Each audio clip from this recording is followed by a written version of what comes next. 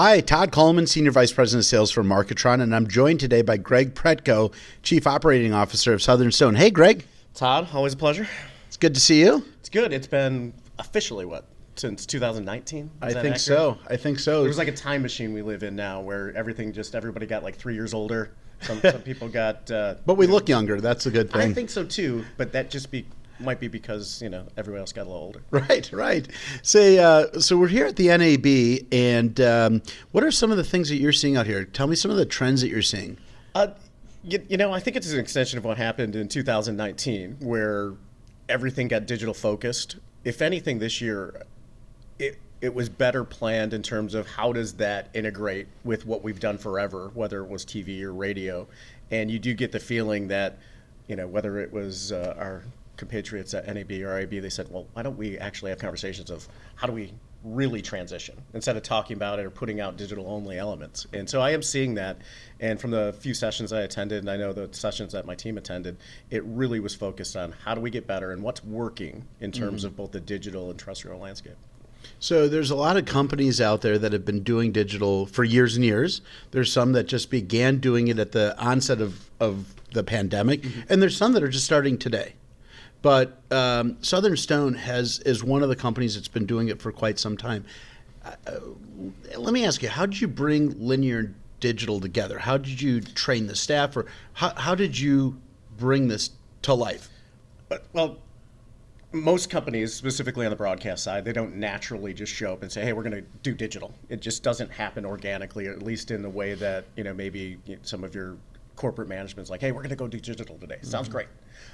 My background was from digital agencies, so I already knew how to do it. I just didn't realize that some of the harder issues were getting everybody that had been doing something one way, specifically broadcast, to just integrate a little bit would be as difficult as it ultimately became. And from a Southern Stone perspective, Marketron's got great products. We use you guys with Pitch. It's a platform that makes it super easy for our account executives to learn, put a proposal together, and if anything, it makes it too easy where I have to call and be like, hey, why are we doing it like this? And asking them those questions, it makes it, at least accountable.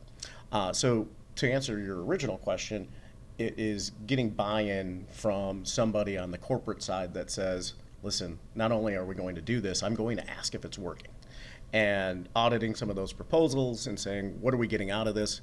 Because we do end up in a situation where we have to start talking about margins. We have to start talking about, well, if I did just this, are we really broadcasting anymore? So it really is turned into, how do I monetize our terrestrial radio spots and use digital as a product that keeps businesses accountable, and really as a trusted expert, that's where we align our conversations. So I heard you say executive buy-in, which obviously is very important, but I also heard you say that you inspected proposals. So you were very active. It's not just buy-in, because I think buy-in's great, but you were actually active. Do you think that expedited the success? Or? 100%, and that's unique. And obviously, most people aren't coming in with a digital background, and whether or not you're using a product set or being able to talk about digital display in a manner that everyone knows about. So it was unique to me, I think, in that sort of capacity. But being able to learn what some of the stumbling blocks were within certain sales people's acumen on comfortability about having conversations, I was able to kind of move that line ahead and say, I understand where we're at with this, but let's just practice. So I would look at those like role playing. Absolutely. That critical part that probably gets overlooked. Right. So and you said stumbling blocks, right? And I think let's just talk about this for a second, because there's some broadcasters that are just getting started. Absolutely. Right? And some of the challenges that you face or stumbling blocks might be a rep that doesn't understand tactics, or when to use these tactics, or what are some of the challenges? Yeah, well, I think generally with some of the objections was that you'd have some legacy accounts that ultimately high volume producing accounts where they didn't want to introduce something that was maybe 10% of an overall buy, and their lack of knowledge of that product ultimately would, derail a six-figure advertiser. So having the confidence to go about their day and really make sure that they weren't going to be put in a position to fail, that was some of the reassurance that I had to make sure that our teams knew. And having market managers buy into that process as well and say, hey, you need to have some confidence in the products that we're selling, but also make sure that people don't automatically defer and say, well, you have to talk to my digital guy about that. Because immediately you lose that accountability, you're no longer the expert, and now you're just selling something that their boss told them to sell. So looking at today, where you're at today digitally, would you hire a rep to sell radio without digital experience, or do they have to have digital experience, or is it something that you would train for? It's training, but as the landscape changes, specifically on hiring, which is probably an entire different podcast series, it is. I look for people that first and foremost that can have conversations and be problem solvers. If you can get to that part, I think that we're at a point where we can teach broadcast, media, and digital sales. So we're no longer in that, hey, can you sell radio? Can you sell digital? I think you have to actually come from a place and be able to solve problems using the solutions that you have available or the tools that you have available. Now, we might push and pull with certain types of products. Obviously, being a broadcaster, we're going to lean that way. Mm-hmm. But if we can leverage opportunities and make our clients successful, that ends up being the main goal. And we've gone through a couple routes where we've got some digital-only sorts of clients. It's a few, but as I look at it, these are broadcast-averse partners that we can now bring back in by using digital as that framework, because that's the piece that they really wanted, they understood, and for whatever reason, the value proposition that we had, it resonated. And so our job now is to convert that digital side as well. That's right. Bringing customers results is really, no matter if it's radio or whether it's digital, that's what it's about. It's the key.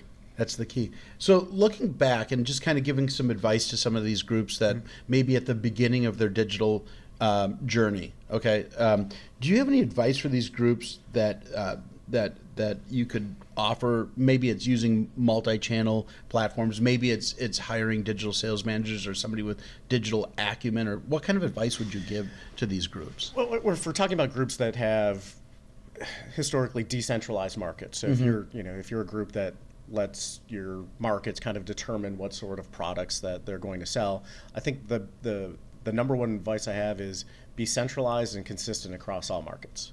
And by doing that, it allows you to be product experts, because we don't want to have that full what we'll call the Cheesecake Factory experience, because I think it does put people in a position to fail, where if they're looking at these menus and there's 100 pages, even if you've never been to Cheesecake Factory, hey, I know that I like cheeseburgers, it's going to happen. And so if you put either too many products in front of clients or unseasoned sales reps, the immediacy it's too much, and they fall back to, let's just do radio and then we'll talk about digital next time I'm here, or ask whatever you want. Because I do think the best advice that I can give is, I don't think we should say as media partners, we do everything. Because there's not a lot of value in we do everything anymore. I think there is a ton of value in we specialize in these three things, and they get results, and we're really good at these three things. Now, those things can vary by market and by responsibility and experience, but at the end of the day, pick a few things, become experts on those few things, and then expand that portfolio. I think that's great advice. Now, I'm not going to ask you to give any trade secrets, but what is next for Southern Stone? Well, for me personally, it's finding ways for us to be more efficient in terms of centralized systems, which sounds like really super high end on day 5 of NAB where we're at. But it's whether it's streaming or whether it's digital or broadcast or automation, if you would. It's, can we do what we're successful at in Huntsville, Alabama, in Jackson, Tennessee? Can I replicate success with verticals in Daytona, in Valdosta, Georgia? Those are the things that, as we grow as a company and we do things better, that everyone needs to share in that success and replicate that success. So for us, digital is a big part of that strategy. Being consistent with product across multiple markets is by far the key. That's what's next for Southern Stone, and we're always looking for fun opportunities. Coming out, talk to a lot of people that are looking to do things in markets such as Florida. So if you're listening and you want to work in Florida, give me a shout. There you go. You got to end every podcast with a little bit of a commercial, and that was a great commercial. Again, Greg Pretko, Chief Operating Officer of Southern Stone, thank you for being on our podcast, and thank you for sharing your advice. I always view Southern Stone as a leader in the industry, and it's because of leadership. It's because of the commitment of the team, and believe me, I'll ask you to be on other podcasts. Appreciate it. Thanks, Todd. Thank you.